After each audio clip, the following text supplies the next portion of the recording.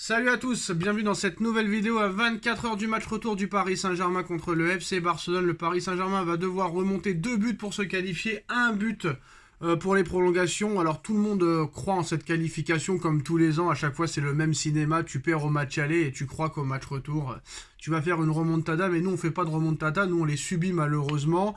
Alors moi honnêtement, je fais semblant d'y croire. Je vais essayer d'y croire, j'espère que ça passera, mais moi honnêtement je pense que ça passera pas. Tant que ce mec-là continuera à mettre Ruiz sur le terrain, Marquinhos sur le terrain, Donnarumma sur le terrain, etc., ça ne pourra pas fonctionner, ça ne pourra pas marcher. Deuxièmement, il va continuer à mettre Mbappé en numéro 9. Il n'a toujours pas compris que Mbappé, son poste de prédilection, c'est à gauche avec un vrai numéro 9, mais il s'entête à laisser Mbappé numéro 9 et il sait très bien qu'il est moins fort numéro 9 que sur le côté gauche. Donc ce mec-là n'en fait qu'à sa tête, ce mec-là est très prétentieux et ce mec-là pense détenir la vérité. On va poser la question à El Patron, Jefe Nono. Salut Nono. Salut Sacha. Donc voilà, il va continuer avec Mbappé en numéro 9, sachant qu'il est meilleur à gauche avec un numéro 9.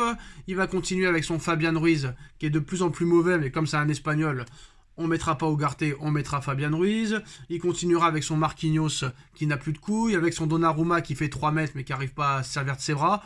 Donc moi, Nono, je suis désolé, j'aimerais y croire, j'aimerais faire semblant d'y croire.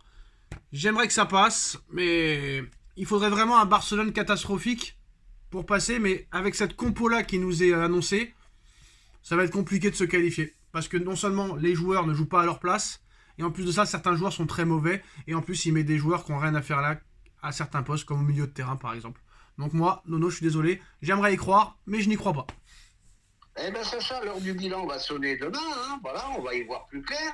Bon, par contre, où je suis surpris, toi qui étais peut-être si élogieux envers Enrique il n'y a pas si longtemps que ça, je vois que tu es passé carrément à l'opposé. Bon, bah, t'as à juste raison, peut-être, hein, à juste raison. Bon, bah, on le sait. Enrique mourra avec les idées. Enrique fera ce qu'il veut. Et encore, on n'est pas à l'abri d'une surprise ou deux dans la composition. Donc, malgré tout, bah, moi, j'y crois encore. Moi, je crois que la qualification est faisable. Ben, il faudra un PSG vraiment au top pour le faire.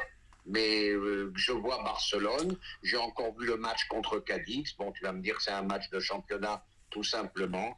Moi, il ne m'impressionne pas, Barcelone, cette année. Donc, moi, j'estime que c'est jouable. Pourquoi ce serait jouable? Et pourquoi ça ne serait pas jouable? Bah, je viens de le dire en début de vidéo, faut écouter Nono, avec un Mbappé en numéro 9, avec un Ruiz au milieu, avec un Marquinhos en défense centrale, ça ne peut pas marcher. Voilà, c'est tout. Et après, de l'autre côté, je vais te répondre. Bah, tu peux avoir un Mbappé en numéro 9 qui peut te faire un doublé. D'accord. Tu peux avoir un Ruiz qui te sort un oui, mais Nono, match. Nono, pourquoi tu me sors le match du Barça contre Cadix alors que toi t'as fait. Attends, j'ai pas fini. Je les vois en Liga, il n'y a rien d'exceptionnel. Y a pas ouais, mais bon, si on peut pas finir à l'arrivée. Toi t'as fait quoi contre Clermont? T'as fait quoi? Clermont, j'ai joué avec l'équipe C. Ah bon? L'équipe C, t'as joué avec l'équipe C, hein? Oui, oui. D'accord, on va calculer on va calculer, alors on va aller voir, on va rigoler un petit peu, tiens. L'équipe C, hein, Nono, hein? Ouais, alors, non, l'équipe C. L'équipe C, d'accord. On va faire le calcul. On va voir combien coûte l'équipe C, Nono. On va voir. Oui. Alors déjà, Nono, hein, Clermont qui est dernier, t'as pris 2 points sur 6 contre eux déjà. Donc tu viens comparer la victoire du Barça qui au moins eux gagnent. Toi, t'arrives pas à faire match nul contre Clermont. Et même avec l'équipe C, Nono, tu dois battre Clermont. Alors, qu'est-ce qu'on a contre Clermont? Donc, on a Gonzalo Ramos, 85 millions d'euros. On a Kolo Muani, 85 millions d'euros. On est déjà à 170. On a Ugarte, 60 millions d'euros. Donc, on est déjà à 260 millions. On a Milan Skriniar qui vient d'arriver aussi. On a Mukiele, Danilo. Et cette équipe-là ne peut pas battre Clermont, Nono, on est d'accord, donc c'est ça. La vérité, c'est ça. Cette équipe-là, Danilo, Skriniar, Mukiele, Asensio, Ugarte, Gonzalo Ramos, Randal Kolo Muani, cette équipe-là, c'est trop faible pour battre Clermont, c'est ça? Mais Sacha... Non, est-ce que c'est trop faible? Attends, est-ce que c'est trop faible pour battre Clermont, oui ou non? Eh ben, c'est pas si sûr que ça. D'accord, cette équipe-là est incapable de battre Clermont, c'est normal alors, c'est normal. Eh ben, Sacha... Bon bah Nono, c'est définitif, hein, je t'aime bien, c'est définitif, mais tu comprends rien au foot, puis c'est tout. Parce que si cette équipe-là n'est pas capable de battre Clermont, c'est une honte. c'est une honte. Et tous ceux qui te soutiennent sont une honte eux aussi. Même si on fait 3000 vues, j'en ai rien à foutre. Mais on va arrêter bientôt la collaboration parce que là, c'est pas possible. Ah, c'est honteux de dire ça. Voilà, Bon, je te laisse alors, parler. je vais te répondre, je vais te répondre. C'est honteux de dire ça. calmement. Honteux. Moi, je suis pas en train de te dire on arrête la collaboration. Je Ah non, mais je vais l'arrêter. Tu as souffert toute l'année en Ligue 1. D'accord. Oui, tu as souffert toute la... D'accord. Combien de matchs tu as gagné à l'arraché avec tous les cadors? Bah, c'est bizarre, il y a quelques. Bah, attends, on va regarder les derniers matchs du PSG en Ligue 1 avant le match contre Clermont. On va voir si tu te faisais. Si t'étais mis en difficulté. Là, je pense que Nono. Je vais pas te manquer de respect, Nono, hein, parce qu'on va dire que je te manque de respect, mais je crois qu'Alzheimer, il est pas loin là. C'est pas une question d'Alzheimer. Non, mais t'as pas le droit de dire. Non, mais t'as pas le droit de dire. T'as pas le droit de sortir le 3-0 à Montpellier, on le sait. Non, mais déjà, faut étudier. C'était pas 3-0 déjà, loin de là, mais bon, c'est pas grave. Continue, Nono. Hein. C'est toi qui devrais être sur l'équipe 21. C'est ton niveau. C'est ton niveau. C'est ton niveau, Nono. 2-0 à Marseille, 6-2 à Montpellier, 3-1 contre Nice. Bref, c'est à l'arraché, quoi. Bref, Nono, vas-y, je te laisse parler parce que j'ai pas de mots. Mais les gars, une équipe à 300 millions ne peut pas battre Clermont à domicile. Ce n'est pas possible, selon Nono. Voilà l'ambition française. De toute façon, ouais, Paris, l'équipe du PSG, Nono, est à l'image de sa ville. C'est exactement la même chose. Vas-y, je te laisse parler, Nono. Exprime-toi. On va s'exprimer un petit peu, monsieur Sacha. Bien sûr. Malgré votre ironie, je vais vous répondre. Enfonce-toi. On n'a pas de match référence cette année. D'accord. Ça, c'est vrai, par contre. Alors, j'arrête tout. Alors, si tout ce que je dis, tu me dis non. On n'a pas de match de référence cette année. Voilà, dis-moi un match du PSG qui t'a régalé. J'en vois pas beaucoup. Il y en a peut-être un ou deux qui me sont passés à côté de moi, mais j'en vois pas beaucoup. T'as pas un PSG extraordinaire cette année. Par contre, le Barça est extraordinaire.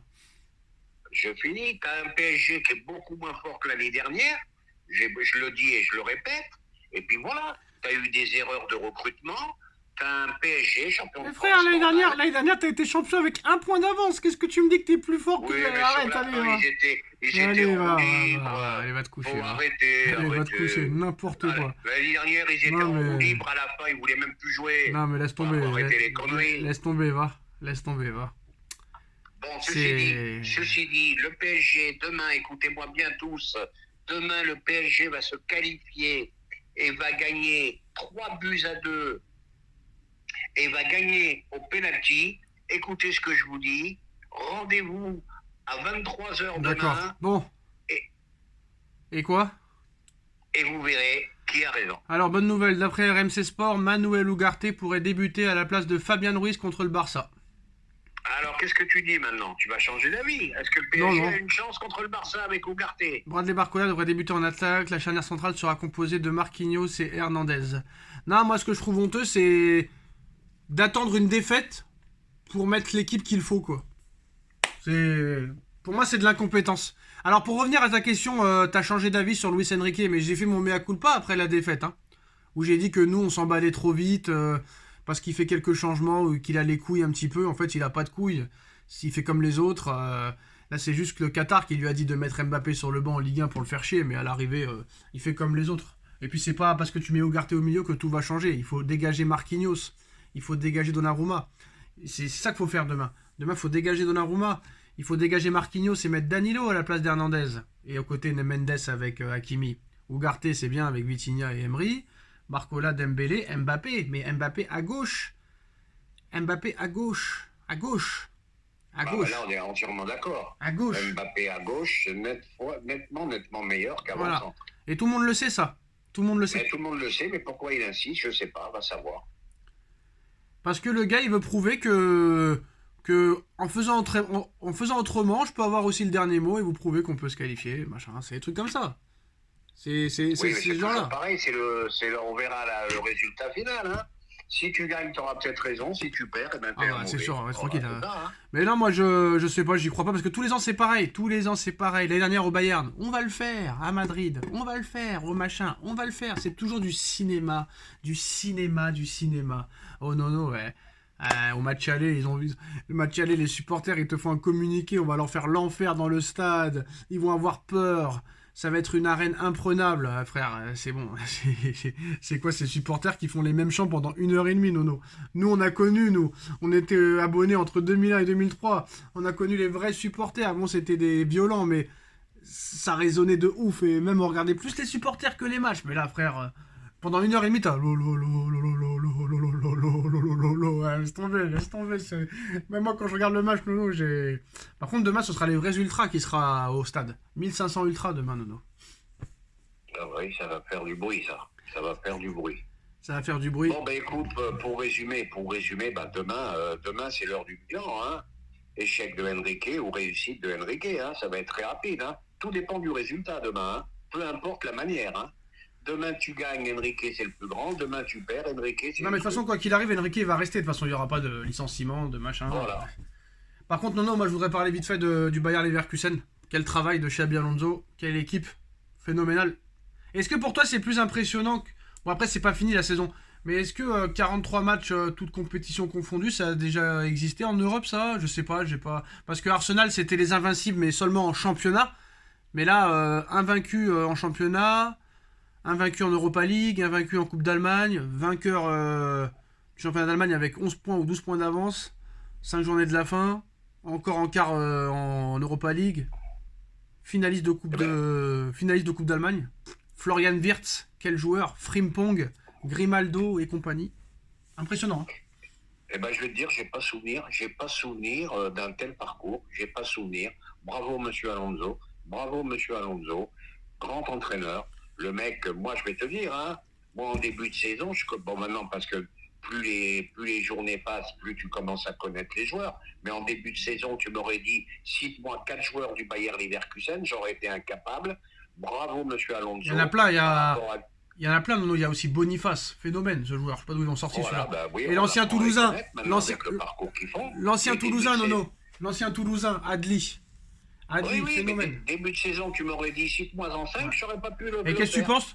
Super entraîneur, très beau jeu, très bonne qualité de jeu, vraiment. Et Florian Wirtz, il peut être Ballon d'Or ou pas? Ah bah écoute, ça peut aller très vite, hein. Qui te dit que l'Allemagne ne peut pas gagner l'Euro chez lui? Le champion d'Allemagne, il peut gagner la comment on appelle, la Coupe d'Allemagne, il peut gagner l'Europa League. Comment on appelle l'Europa League. Oh bah, il te fait tout ça, le mec. Et en plus, si tu gagnes... Il est postulant au Ballon d'Or. Hein. Et après, il y a les Super Coupes juste après. Ah, le mec... Il paraît qu'il veut faire les JO. Voilà. Ah oui, ça peut être une grande saison pour lui. Il est impressionnant ce joueur et moi franchement j'irai les yeux fermés. Hein. Franchement, mais bon, on sait très bien qu'il finira au Bayern. Il confirme, il a confirmé en équipe nationale. Il finira au Bayern ou au Real comme d'hab. Contre la France. Donc oui, on a le but joyau là, vraiment dans les années à venir. Hein. Quelle année à venir? C'est là à ce moment, il y a qui est meilleur que lui là à ce poste-là? De Bruyne. Je te dis, c'est un joyau pour les années à venir. Il y a que peut-être De Bruyne qui est meilleur et encore il joue pas. Mais franchement, j'ai vu Haaland. Bon, après, il suffit que je dise ça, il met un triplé contre le Real. Mais c'est pas grave, Nono. J'ai vu Haaland là contre. Je sais pas qui ce week-end là. Ils en ont mis 5. Mais. Je sais plus contre qui. Pour moi, il vaut pas grand chose. Voilà, c'est pour vous dire. Pour moi, on s'est un peu enflammé sur lui. C'est mon avis, hein. C'est mon avis. Oh, on est très loin du duo Ronaldo-Messi avec le duo Mbappé-Haaland. On en a peut-être trop fait aussi là. Ah non, là, ça va être Florian Wirtz contre. Comment il s'appelle l'autre là? Contre Lamine Yamal ou un truc comme ça, tu vas voir. Un truc comme ça. Oui, ça peut être un duel autre que celui qu'on pensait. Ils sont déjà vieux, Mbappé et Haaland. Non mais Haaland, on s'est trop enflammé, franchement, on s'est trop enflammé.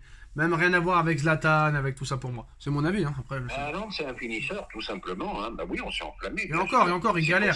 Quand on a fait une vidéo il n'y a pas longtemps, je disais attention aux dirigeants du PSG de ne pas mettre des sommes astronomiques sur Haaland.